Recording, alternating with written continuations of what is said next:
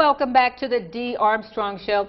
Now, for the next couple of segments, we are honored to have your district attorney for the Chattahoochee Judicial Circuit, Julia Slater, in the studio. She's here to answer your questions and talk about what's going on. So pick up the phone and call. The number is 569-9390.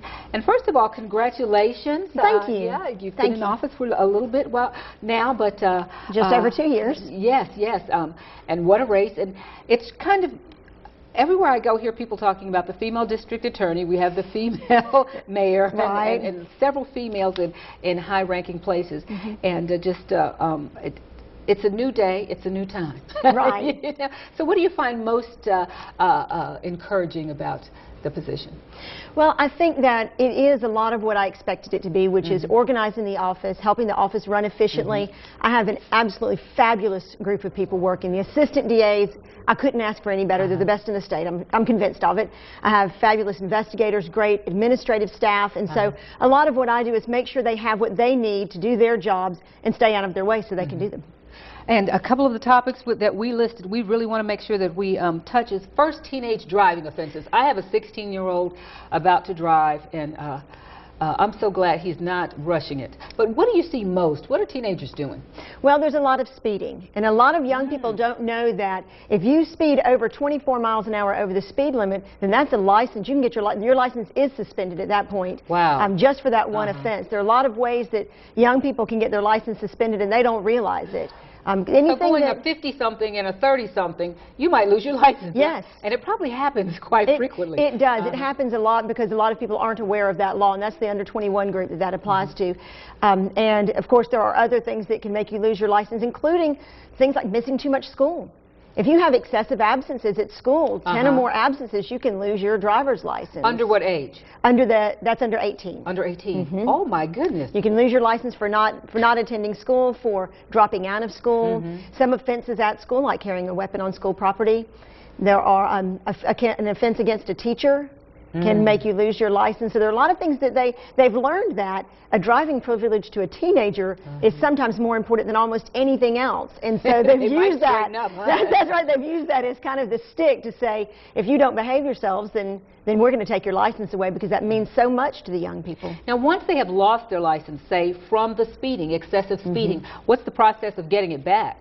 Well, you have to wait through the suspension period, and then you need to go back and talk to the Department of Motor Vehicles about getting those back. And as you know, because you have a young person now, but not everybody knows, the graduation to get from instructional permit to a real live driver's license like adults have is much longer now. It's about a 3-year process to get through all of those. So it has to be at least 2 years, 2 years and 2 days technically, to get from that instructional permit, which is the kind of learner's permit we had, where somebody over 21 has to be in the car beside you that's capable of driving at that moment. And then you move into the provisional driver's license, where they can only drive certain aged people. And you might know all this, but the first 6 months... No, I don't. I would say this, that because things changed, my older set of kids are much older, and it seemed like it was a simpler process now. I did not know everything that's involved, and it really, my son is not able to just go drive like we were. Right. You need to plan, you need to understand, you really need to read and see what the process is. And understand that it's going to take 2 years to get them to get a normal driver's license for a young person, because that next year, the first 6 months, they can only drive with immediate family members in the car. The next 6 months, they can only have one person under 21 that's not in their immediate family. Then after that, they can have up to 3 people that are under 21 and not immediate family. And it's not until you get to the next driver's license that you can drive whoever you want to have in your car. You know, I noticed that we do have more police officers on the street. They have been training and putting them on the street, so they're less likely to get away with some of that stuff. That's true, too. You know. Now, we have Justin on the phone. Good afternoon. Hello. Hi. What question do you have for the district attorney? My question is this, is the fact that, you know, we have there's a new law. I think we lost past... Oh, yeah, please ask that again, Justin. Yes, ma'am. We have a new law. There's a new law about the cell phone use, texting while driving.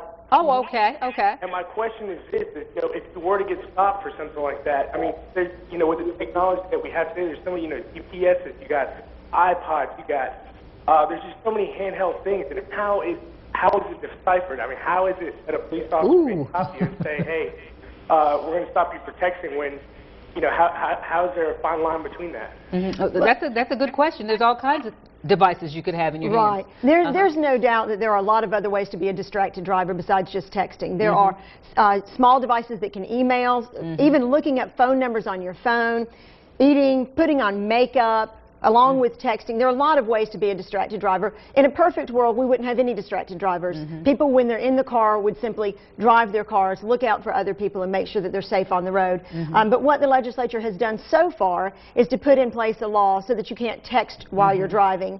And how enforceable that law is, it's so new, it's hard to tell at this point. And it's unfortunate, but I have been in the car with people who have almost memorized their keyboard and they are texting and driving, but still you cannot think about two things at the same time. That's right. And I assure you students can. They do it in class all the time. They text while they're watching the teacher, so you know they could do that in the car.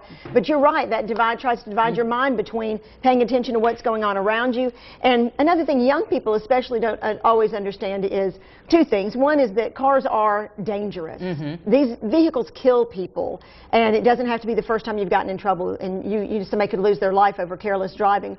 And the other thing is that it takes a lot of concentration, a lot of experience to drive a car. It does. And it frightens me sometimes the way that young people who have just gotten their license, you know, want to be distracted while they're driving, and it's frightening.